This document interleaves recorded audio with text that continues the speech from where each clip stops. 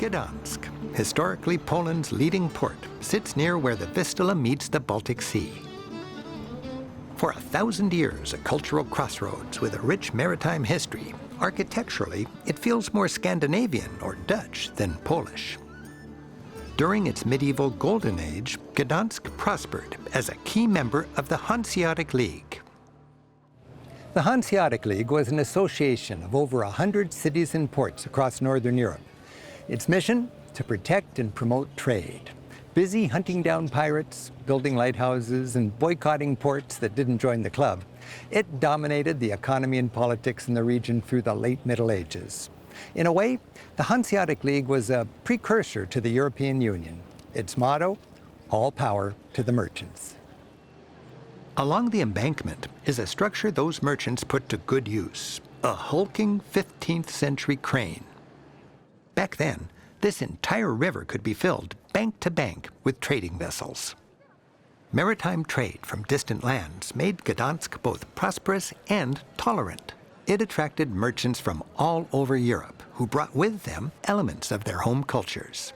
These were then woven into the tapestry of the city, reflected in its eclectic architecture.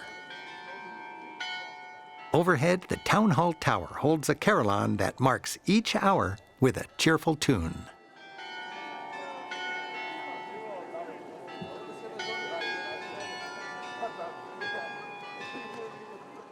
To better understand Gdansk, we're joined by my friend and fellow tour guide, Agnieszka Soroka.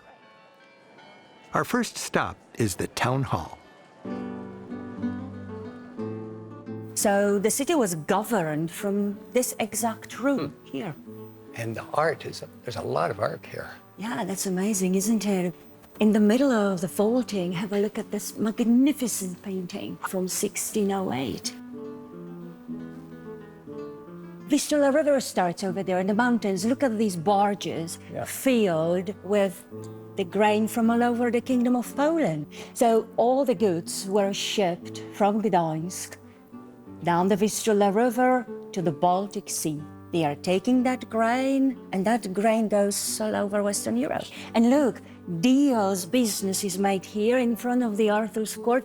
These would be traders from all over Northern Europe, part of the Hanseatic League here, making a deal, shaking hands. Indeed, like 1600 stock market.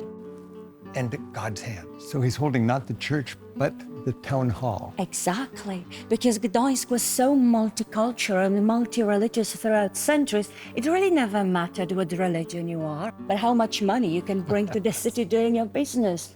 The guild hall is next door. This is a magnificent room.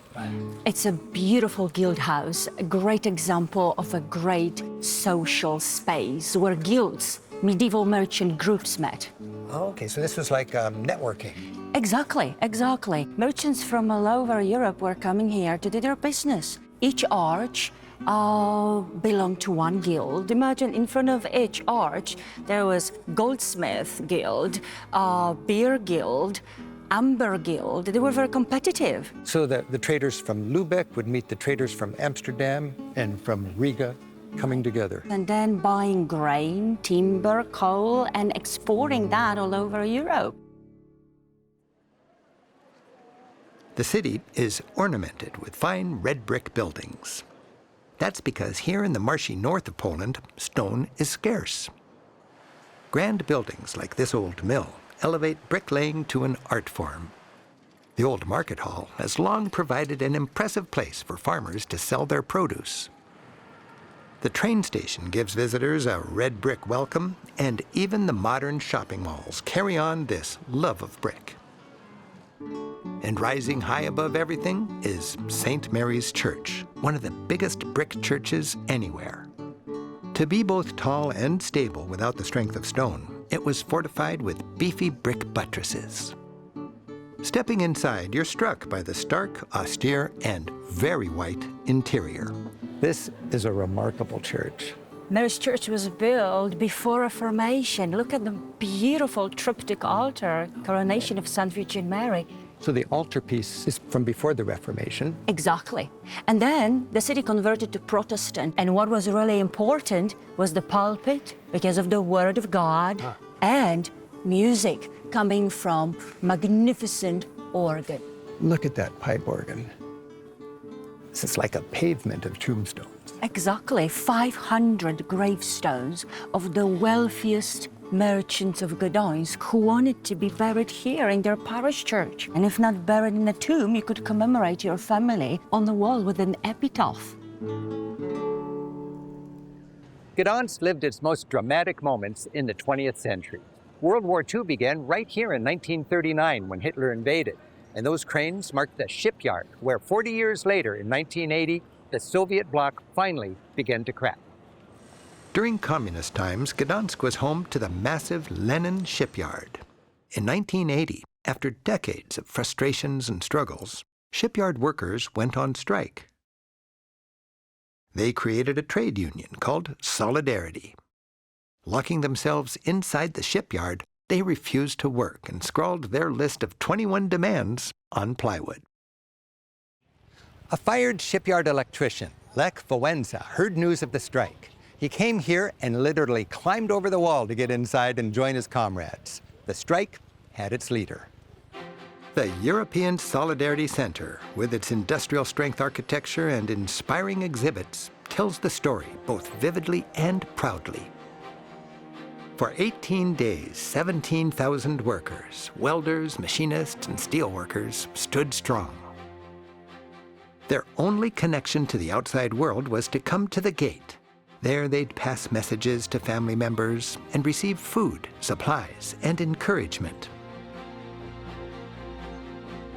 The strikers were hungry, tired, and scared, but they were both inspired and emboldened by the new Polish Pope, John Paul II. Finally, the communist authorities gave in and legalized the union.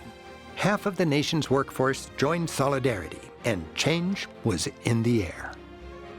But then, after 16 hopeful months, Polish authorities, fearful of Soviet intervention, declared martial law.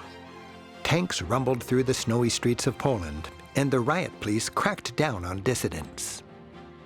Solidarity went underground, yet it gained momentum.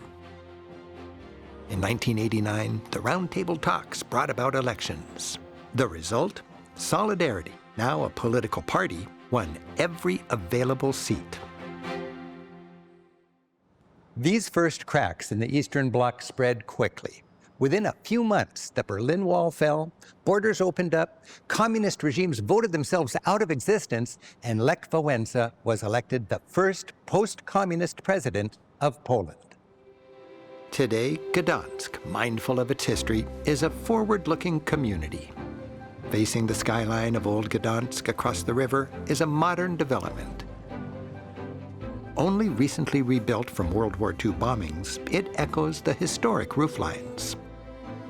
With its 21st century affluence, Gdansk provides its people a stylish boardwalk for good living. Strolling here, you feel the promise of a bright Polish future. The resilience of Poland's culture and the warmth of its people inspire me.